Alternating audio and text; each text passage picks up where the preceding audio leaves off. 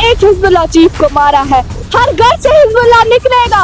हम शहादत वादा से नहीं डरते, बल्कि शहादत ही हमारा ईमान है। हुसैनियत जिंदाबाद, हुसैनियत जिंदाबाद। मात्र 20 सेकंड का ये वीडियो और पूरे देश में हल्ला मच गया। ये वीडियो उस वक्त आया है जब घाटी में चुनाव है और दूसरी तरफ इजराइल आतंकियों को घर में घुसकर ठोक रहा है। लेबनान में भारत की सीमा से 4000 किलोमीटर दूर एक आतंकी की मौत होती है और देश के कई हिस्सों में रोना धोना तो ऐसे मचाया जाता है जैसे घर में उनके अब्बू का इंतकाल हो गया हो।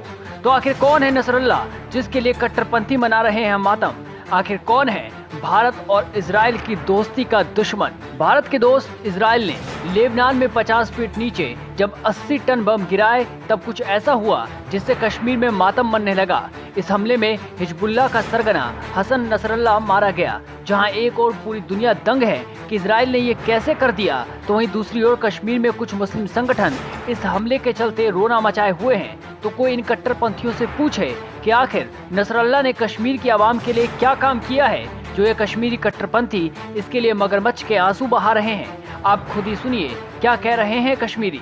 मैं हर उस इंसान से बात कर रही हूँ जो फलस्तीन के खिलाफ है। मैं लिबनानियंस को हौसला देना चाहूंगी कि वो बिल्कुल भी फिक्र ना करे, क्योंकि हम उनके साथ हैं। शिया कम्युनिटी उनके साथ है। हम उनका साथ कभी नहीं छोड़ेंगे, कभी भी नहीं। आपको पता नहीं है कि आपने किसको शहीद किया है। अब हर घर से इसराइल निकलेगा, अब हर घर से लेबनानिया निकलेगा, हर घर से हिजबुल्लाह निकलेगा। हिजबुल्लाह जिंदाबाद। सिर्फ कश्मीरी आवाम ही नहीं बल्कि अब तो कश्मीर के कई बड़े नेता भी इस मुद्दे पर कूद गए।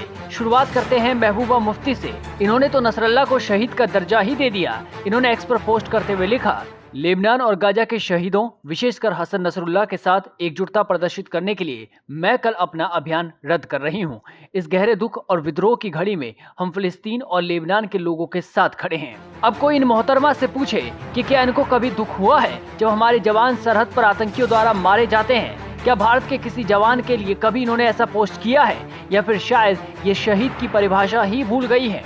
वहीं दूसरी तरफ उमर अब्दुल्ला इजराइल की बुराई करते हुए कहते हैं कि इजराइल को जल्द से जल्द ये बमबारी रोकनी चाहिए और भारत का इसका विरोध करना चाहिए। इस सब के बावजूद भारत के प्रधानमंत्री नरेंद्र मोदी और इजराइल के प्रधानमंत्री बेंजामिन नेतन्याहू की फोन पर बात होती है, जिसकी पुष्टि खुद प्रधानमंत्री मोदी ने एक्स पर पोस्ट करते हुए कही। उन्होंने कहा, हमारी दुनिया में आतंकवाद के लिए कोई जगह नहीं है। क्षेत्रीय तनाव को रोकने और सभी बंधकों की सुरक्षित रिहाई सुनिश्चित करना महत्वपूर्ण है। भारत शांति और स्थिरता की शीघ्र बहाली के प्रयासों का समर्थन करने के लिए प्रतिबद्ध है। प्रधानमंत्री की इस बातचीत से साफ पता चलता है कि भारत आज भी अपनी there is no good terrorism and bad terrorism के सिद्धांतों पर ही खड़ा है।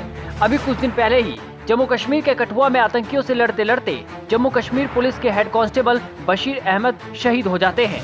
वैसे तो नसरुल्लाह के जीने या मरने से भारत के लोगों का कोई भी संबंध नहीं है। न ही नसरुल्लाह ने जीते जी कुछ अच्छा किया था कश्मीर के मुसलमानों के लिए, लेकिन जिस बशीर ने अपनी जान की बाजी लगा दी इन्हीं कश्मीरियों की सुरक्षा के लिए, न ही उस कश्मीरी आवाम से और न ही कश्मीर के नेताओं से कोई भी शहीद बशीर को अंतिम श्रद्धांजलि देने नहीं आया। और इस भीड़ में भी किसी को शायद ही ये नाम याद हो।